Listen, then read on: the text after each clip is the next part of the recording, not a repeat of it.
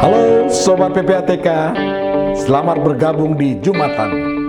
Jumpa PPATK Pekanan bersama saya M. Natsir Konga dan narasumber terbaik. Kita dan kalian semua harus tahu agar terhindar dari tindak pidana pencucian uang dan pendanaan terorisme. Jumatan hanya di channel PPATK Indonesia. Ini yang juga menarik ini Pak Urip ya. Ya. Dari National Risk Assessment yang kita lakukan bersama juga dengan OJK, itu pasar modal itu sangat rentan untuk sebagai media pencucian uang. Ya. Tapi sejauh ini yang saya tahu ya Pak, yang diungkap sampai ke persidangan itu ya baru kasus Nazarudin, kemudian ada kasus tahun 2013 yang lalu itu asuransi juga ya, kemudian ada sekarang Jiwasraya. Nah ini kenapa dari hasil NRA itu pasar modal menjadi tempat pencucian uang yang besar gitu ya, sementara kasus yang diungkap itu masih sedikit gitu Pak Urip. Ini permasalahannya di mana kira-kira Pak? Satu sih Pak, kalau saya mohon maaf sebagai mantan direktur bursa pengawasan Pak, tadi kan Bapak sampaikan kalau yang dari luar Pak, yang uang haram itu masuk ke industri pasar modal, itu memang KYC-nya Pak, yang ada di para pelaku. Itu ya Pak, itu yang dilihat dari para pelaku. Lalu kalau banyakkan ada kasus-kasus di capital market itu, tadi Pak, sudah datangnya haram, ternyata di dalam juga ikut goreng-goreng Pak, double haram itu Pak. Nah, jadi kesulitannya itu kami kan wewenang ini hanya bisa ada di PPATK, Pak. Correct me if I'm wrong ya, Pak. Follow the money, Pak. Kalau mau ngelihat itu follow the money. Ya. Nah, kami hanya bisa potret, Pak. Kalau kita bisa lihat di era awal tahun 2000-an nih, Pak, kalau nggak salah Indonesia juga masih masuk ke dalam negara, koreksi saya Pak ya kalau saya salah ya, Bapak sudah punya pengalaman banyak sebagai negara yang nggak kooperatif Pak, yang saya dengar seperti itu ya di awal tahun 2000-an. Lalu dengan waktunya berjalan Indonesia sudah bisa ditingkatkan. Nah, memang terkait dengan tadi Pak, KYC, kemampuan dari para pelaku intermediary ini Paris ya Pak ya, ada gapping gitu, ada yang sudah follow bagus, ada yang belum, dan dengan waktu berjalan saya melihat ini sih sudah jauh lebih bagus Pak saat ini dibandingkan dulu dengan awal tahun 2000. Kalau tadi melihat dari case-case yang ada yang dulu itu, kemungkinannya itu ya masuknya itu dari saat masuk ke dalamnya Pak, ke dalam industri itu. Di titik poin saring di awal di perbankan dong Pak ya? Iya, karena itu Pak tidak akan ada transaksi di pasar modal kalau dari dananya itu udah tidak sesuai dengan profilnya Pak. Gitu. Peran SRO atau saya sendiri di mana jadi Pak?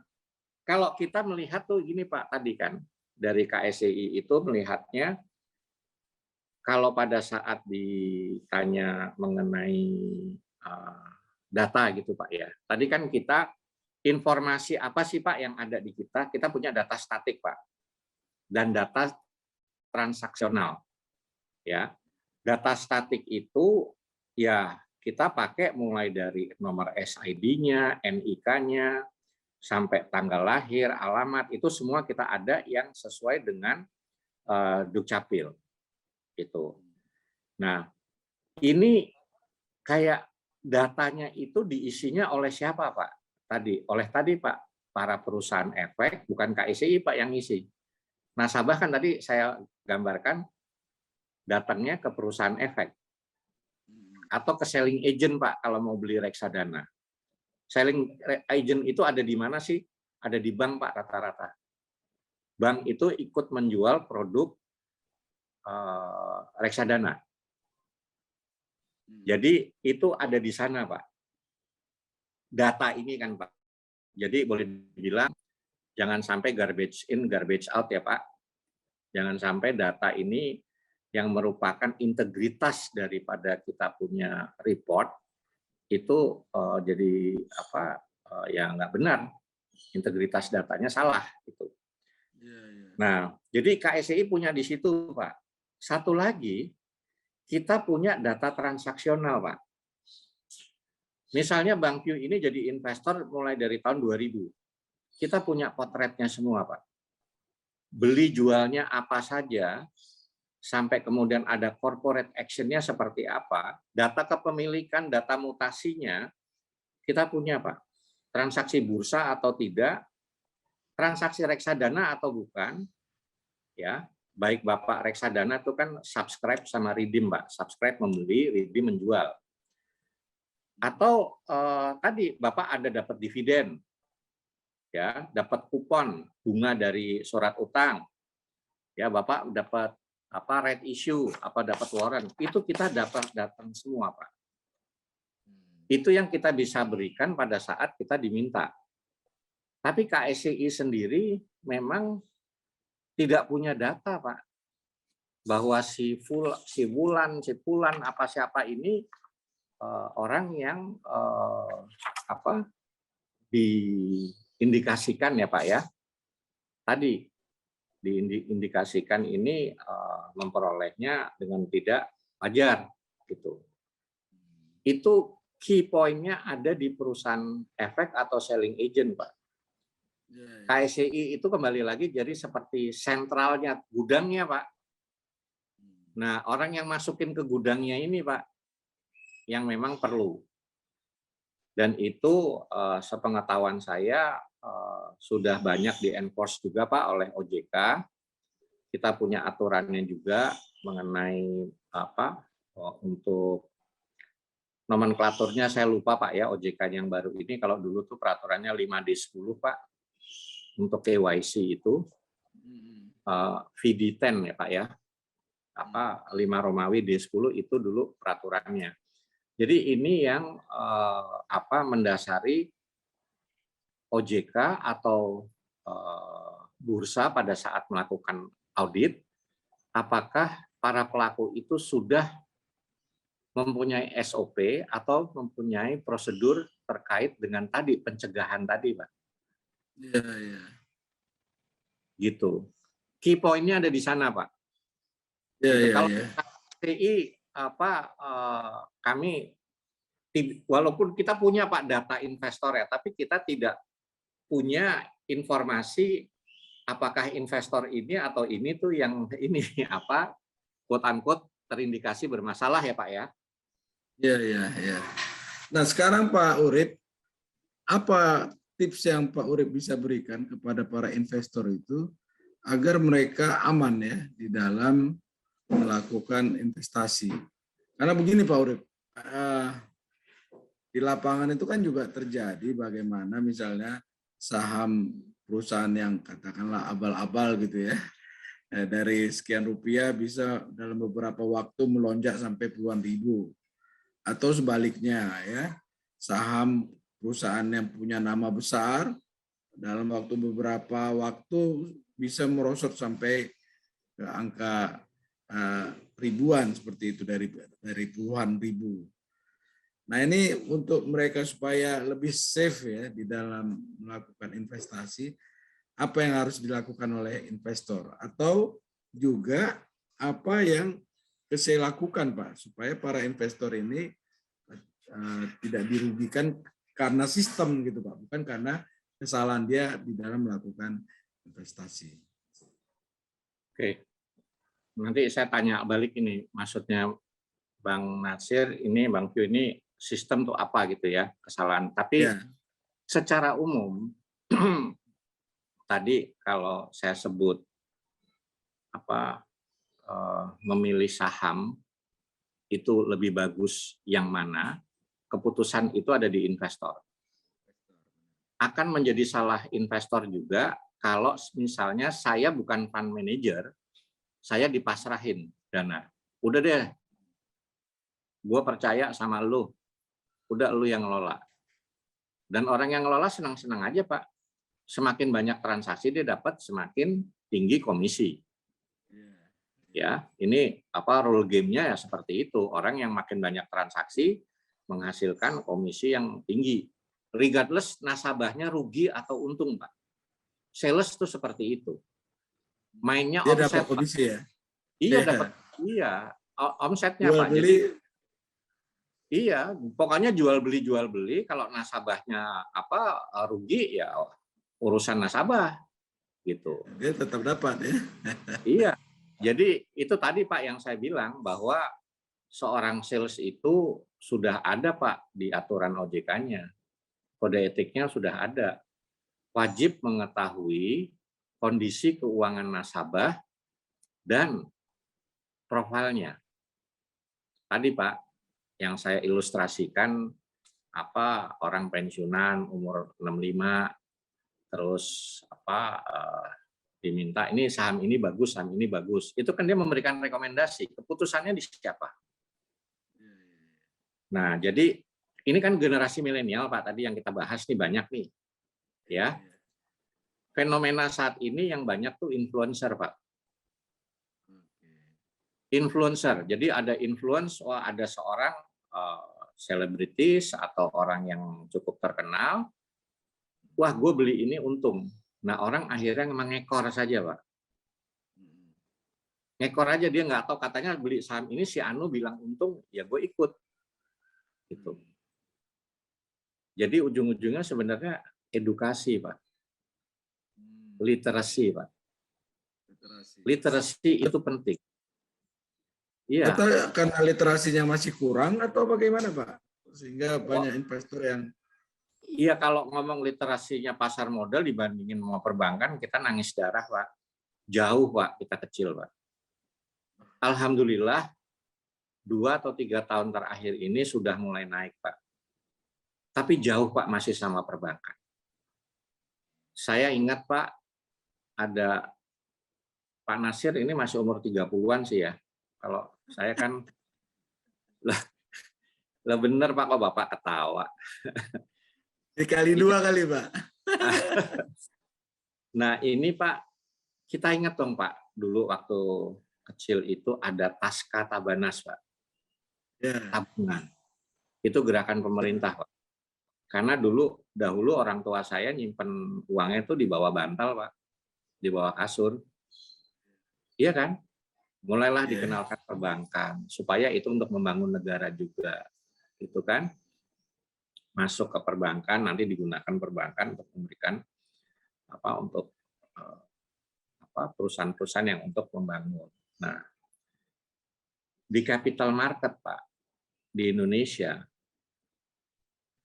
kita flashback 15 tahun yang lalu Pak. Jumlah investor yang sekarang 6,3 juta Pak per September ini, dulu mau 300.000 aja susah Pak. Ini tahun 2006 Pak.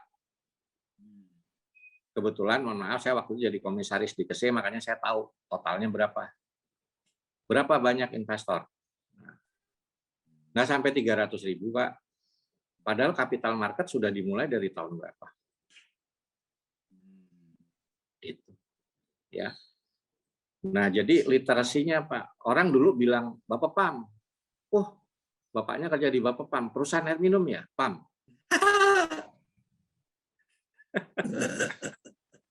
Loh iya Pak, jadi boro-boro dikenal gitu. Ya. Ini kalau nanya sama orang KSE juga apa, orang bingung kali Pak. Bingung Pak, iya. Yang orang taunya bursa aja Pak. Tapi alhamdulillah kalau bursa udah dikenal lah. Tapi bukan berarti hanya bursa saja. Nah, jadi tadi Pak, Makanya saya undang Pak Urip ke Porkesnya PPATK Pak, biar bisa lebih mensondingkan ke masyarakat Pak Urip. siap. Jadi kalau dilihat itu tadi menjawab pertanyaannya Bang Tio ini, key point-nya itu edukasi, Pak. Literasinya masih rendah. Lalu apa yang sudah dikerjakan oleh KSCI? Nah, ini bukan tugas KSCI saja, Pak. Tugas KPI, KSCI, Bursa, OJK, dan juga dengan para pelaku semua. Memberikan literasi. Karena orang kalau untung diem, Pak. Coba kalau rugi. Ribut ya Pak ya? Ributnya kesana kemari ya? Iya, tapi kan sebenarnya kita nggak bisa generalisir seperti itu juga. Karena tadi yang penting itu edukasinya supaya orang tahu. Oh, orang masuk ke saham seperti ini, berarti dia harus mengerti, baca laporan keuangannya, Pak. Financial report-nya bisa apa tidak, gitu. Jangan cuma ngikut ngekor aja, Pak. Bisa baca juga technical analysis. Kalau nggak mau pusing-pusing, ya udah beli reksadana. Itu ada fund manager yang sudah sekolah tinggi-tinggi, pengetahuannya udah ini, dia mencari. Makanya tadi saya bilang fund manajernya make sure juga ada yang huruf D-nya, Pak. Nanti cuma fund aja, cuma FUN aja, Pak. Gitu. Iya, jadi secara umum Bang Tio itu tadi kalau mau dikatakan kita tidak menafikan ada case, benar. Tapi ini merupakan pembelajaran tadi, Pak. Banyak, Pak, pembelajaran ini yang memang untuk kami jadi dari regulator, untuk pelaku maupun untuk investor. Gitu. Di tahun 98, Pak, pas krisis, saya punya teman jadi investor. Teriak-teriak, Pak. Saya dulu beli saham bank ini sekian. Sekarang bank sahamnya tuh waktu itu saham Jigoan, Pak. 25 rupiahan. Gitu. Terus sahamnya, banknya tiba-tiba masuk BPPN, Pak. Kolaps, nggak pernah ada lagi. Terus dia masih ribut-ribut. Lalu saham gue nilainya berapa ini? Terus saya bisikin. Kamu punya saham kan, kamu jadi pemegang saham kan? Iya.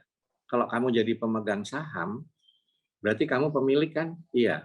Banknya itu utang gede loh. Ke pemerintah, BLB, segala macam. Kalau kamu berisik itu nanti kamu ditagih loh, suruh bayar.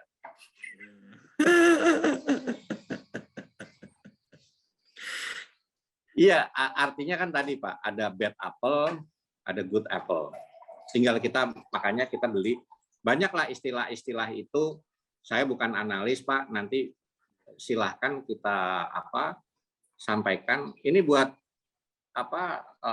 sahabat PPATK atau sobat ya. Sobat PPATK ini di pasar modal tuh ada ini kok Pak, sekolah pasar modal. Gratis. Untuk memahami seluk-beluk pasar modal ya Pak ya? Betul. Gratis, yang jadi pembicaranya itu pelaku dan SRO. Kalau dulu Pak, alhamdulillah sudah gratis, datang, dikasih makan siang, dapat sertifikat. Dapat sertifikat, Pak. Iya. Nah, ini buat sobat PPATK, sebenarnya muda-muda ini jangan sampai ketinggalan tadi. Ya, harus dimanfaatkan tuh Pak ya? Iya. Dan ini silahkan dapat, sertifikat dapat, makan siang dapat Pak. Silahkan, ini kebetulan sekarang lagi ada pandemi ini Pak, jadi banyak dilakukan secara daring seperti ini. Tapi poinnya ini itu ribuan Pak orang pesertanya, gitu. Kalau mereka mau akses kemana Pak? Akses sekolah pasar modal tadi, teman-teman sobat PPATK ini. Nanti dibantu sama teman-teman KSE yang ada di sini Pak untuk menyampaikan itu yang jadi IO-nya itu dari orang bursa gitu ya, yang jadi IO-nya tuh orang bursa karena dia yang sebagai para pelakunya. Nanti dari ini kan ada tadi saya ditemenin hari ini dari hukum, ada Fania, ada tadi Mas Rian juga, ada kepala divisinya, ada Kanitnya juga. Silahkan nanti dari kontak personnya ini menghubungi dihubungi saya juga boleh, atau hubungi tadi Mas Rian dan ini. Nanti kita Ya bantu. nanti Pak, ya Pak Urip Dikumpulkan nanti aja Pak, PPATK ya. dikumpulkan aja, ada berapa orang. Nanti Ya, dibuat ya. kelas khusus buat PPATK. Oh siap. Gitu. Ya, ya. Iya, jadi Nanti untuk sobat PPATK Pak, kami buat running text di pas penayangan Pak Urip ini untuk sekolah pasar modal dapat menghubungi ataupun melihatnya di mana. Siap, Ya kan siap, buat running text boleh Pak ya? Boleh Pak. Nah, oke Pak Urip, tadi itu di satu sisi kan di investor, dia harus paham, dia harus ngerti teknikal dan segala macam ya. Nah dari sisi SRO sendiri Pak Urip, kita tahu kan memang kejahatan di pasar modal itu ada seperti menggoreng saham tadi, cornering, macam gitu. Nah antisipasi yang dilakukan Pak oleh SRO agar investor tadi ini tidak dirugikan oleh permainan para bandar itu Pak. Very good question Pak. Very good question Pak Natsir. Sama Pak, jadi apa yang sudah dilakukan Pak ya oleh kita semua. Jadi yang sudah ada dan yang baru-baru ini kita keluarkan juga. Yang pertama itu namanya UMA Pak. Bukan UMI Pak ya, UMA. Unusual Market Activity. Oke, jadi market yang di luar kebiasaan ya. Betul. Transaksi di luar kebiasaan, transaksi di luar dari pakemnya. Artinya misalnya tidak ada angin, tidak ada hujan, tiba-tiba satu saham bisa bergerak. Entah mau naik atau mau turun, Pak. Naik itu sekarang apa yang mendasari naik, Pak? Satu saham. Perusahaannya tiba-tiba dapat kontrak, perusahaannya tiba-tiba mau ekspansi. Ya, perusahaannya punya ada orang yang mau private placement. Banyaklah, Pak. Itu salah satu contohnya aja. Informasi itu, Pak, harus dimiliki oleh publik karena material. Dalam undang-undangnya itu jelas, Pak, Undang-Undang Capital Market.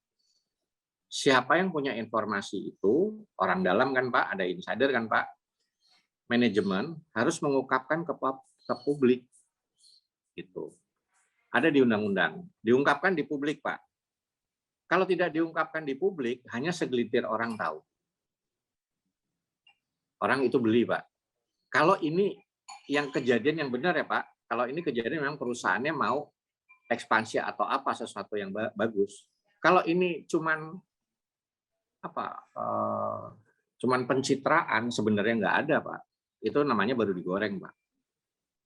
Perusahaannya nggak ada angin dan hujan kok tiba-tiba naik harganya.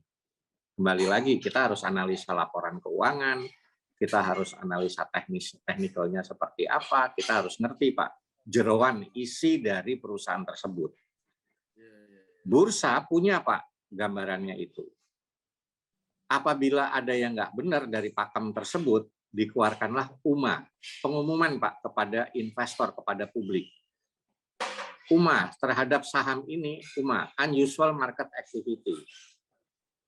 Artinya itu kepada investor diminta bukan jangan beli, Pak, atau jangan jual, tapi hati-hati. Hati-hati. Nah, karena ada juga investor yang risk ini, Pak ya. Risk taker. Taker ya. Iya, orang bisa melihat dari dua sisi kan, Pak. Nah, iya. Ya ini yang Bang Vio bilang, Pak Nasir, investor Indonesia itu gitu, Pak. Waktu saya pengalaman bursa, diumumkan UMA itu yang tadinya nggak tahu jadi tahu, malah ikut, Pak, ngeramein. Nah, akhirnya kan bursa sebagai regulator pusing kan, Pak, ngelihat, loh ini kok naik lagi. Maka ada lagi, Pak, SOP-nya, disuspend, Pak. Sampai beberapa waktu itu, Pak? Yes, disuspend untuk diselidiki, Pak. Yang selidiki nanti KSE atau Bursa Efek Indonesia? Bursa, Pak. Bursa, Pak. Bursa, itu wewenang bursa ya? Bursa, Pak. gitu. Ini saya dapat bayaran juga dari bursa Pak, jadi saya harus ngomong Pak. Enggak Pak, mohon maaf karena saya pernah di bursa, jadi saya sharing sekalian. Nah, tapi bukan KSE nggak ada peran Pak. Ini apa Bang Nasir nih, Pak Nasir ini benar-benar bisa membaca. Bentar Pak, ini jamnya yang balapan sama saya. Jadi kalau dilihat ini dari bursa sudah mengumumkan hal tersebut sampai disuspend, itu seluruh pelaku diminta datanya, Pak. Kenapa SID penting? Itu zaman dulu belum ada SID lebih pusing lagi, Pak. Sekarang sudah ada SID lebih cepat dilakukan secara sistem, keluarlah Pak alert tadi, Pak. Siapa pemainnya gitu ya? Siapa pemain-pemainnya keluar. Tapi bursa tidak bisa Pak punya touch juga ke nasabah. Bursa nggak bisa Pak manggil nasabah, nggak dikenal. Hanya perusahaan efeknya. Nah itu lalu laporan datang ke kita koordinasi sama OJK. Peran KSE apa Pak? Kalau bursa kan melihat transaksinya Pak. KSE lihat movement-nya Pak. Movement dari pergerakan dari sahamnya Pak. Yang beli Urip, yang beli ini Pak Natsir. Ternyata Urip sama Pak Natsir ini sekongkol. Yaitu ada Pak tools-nya nanti yang bisa melihat kira-kira ini benar-benar kalau gorengan tuh indikasinya gitu Pak. Sekelompok orang bisa membuat satu harga naik, turun, atau tetap untuk melakukan transaksi. Jadi itu perdagangan semu Pak. Di Undang-Undang Capital Market ada juga Pak. Diatur itu ya? Diatur Pak, diatur. Nah jadi tadi Pak, sudah ada UMA, sudah ada suspend. Ditambah lagi sekarang Pak, nggak usah UMA dan ini, orang mau beli satu saham pun sudah ada notasi khusus buat para investor. Ini perlindungan investor juga. Notasi khusus itu apa? Perusahaan ini telat memberikan laporan keuangan. Nah, kalau nggak ada masalah, kenapa telat ya? Gitu kan? Perusahaan ini sudah rugi sekian tahun. Perusahaan ini, itu semua Pak ada Pak. Ada kode-kodenya. Notasi khusus. Nah sekarang dan publik bisa tahu itu Pak. Publik investor boleh bisa tahu tuh. Tahu Pak, ada Pak. Kondisi. Ada. Iya, notasi khusus itu ada Pak. Tahu Pak. Ya kalau investor sudah dikasih tahu terus masih quote unquote nekat Pak. Dalam tanda petik nekat. Ya enter at your own risk kan Pak. Gitu. Udah dikasih tahu ini bahaya kok ya masih nekat gitu. Gitu. KSE perannya di mana tadi Pak? Pergerakan settlement-nya itu tadi. Jadi kita barengan Pak duduk sama bursa, barengan sama OJK menganalisa. Ini dari bursa lihat perdagangan gini, dari KSE seperti ini gitu. Ini Pak Natsir banyak nanya mengenai tadi Pak yang high kolesterol kan. Kembali Pak tadi yang saya sampaikan. Asal usulnya itu kita nggak tahu Pak. Itu haram atau halal Pak. Iya. Karena untuk kita itu tadi point of entry-nya tuh KYC-nya tidak ada di KSEI. Gitu. Oke Pak Urip. Penjelasan Pak Urip luar biasa Pak, sistematis ya, runtun, dan ini mudah-mudahan mencerahkan buat sobat PPATK Pak Urip. Alhamdulillah. Terakhir Pak Urip, silakan Pak. Apa tips yang bisa Pak Urip sampaikan kepada sobat PPATK agar mereka punya semangat dan minat berinvestasi di pasar modal, tapi juga mereka aman untuk melakukan investasi? Oke. Tips nomor 1 dari saya,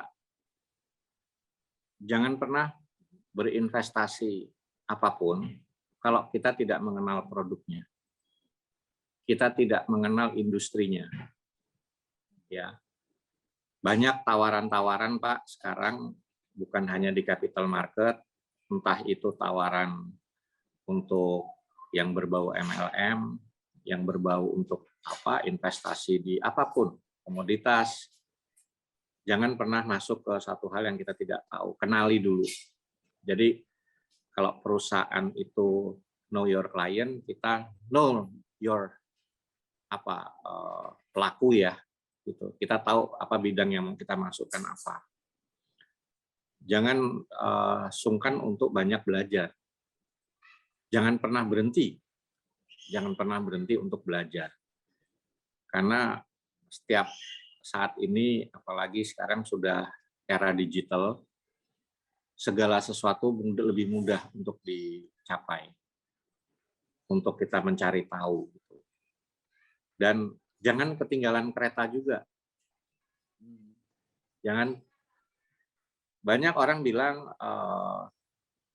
kalau Pak Nasir kenal namanya George Soros, Warren Buffett, itu kalau di pasar modal Indonesia sempat ada, Pak.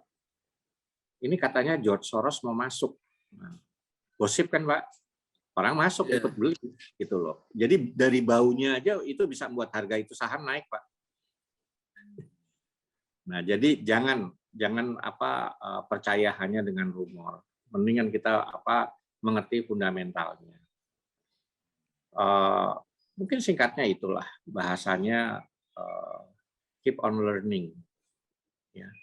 Karena dengan kita banyak belajar, dengan banyak kita mengetahui, kita akan menambah wawasan kita. Gitu. Banyak hal-hal yang bisa kita pelajari ke depan itu untuk kita menjadi financial independent ke depan. Ya kan? Pak Nasir kan masih umur 30, masih lama pensiun. Iya. Iya, jadi kalau ini nanti udah mau masuki usia pensiun itu biarin uangnya yang bekerja buat kita, Pak. Jangan kita bekerja terus buat ini. Gitu. Makanya seusia kita dini. Mau nangkap kuda, harus pakai kuda, Pak ya. Kalau kita mau dapat uang ya harus uangnya yang bekerja ya. Betul. Lagi. Betul. Iya. Ya itu baik, lebih. Pak. Ya. Baik Pak Urip, terima kasih banyak atas pencerahannya. Sobat PPATK, kita jumpa lagi di Jumatan. Jumpa PPATK Pekanan. Kalau bersih, kenapa harus risih?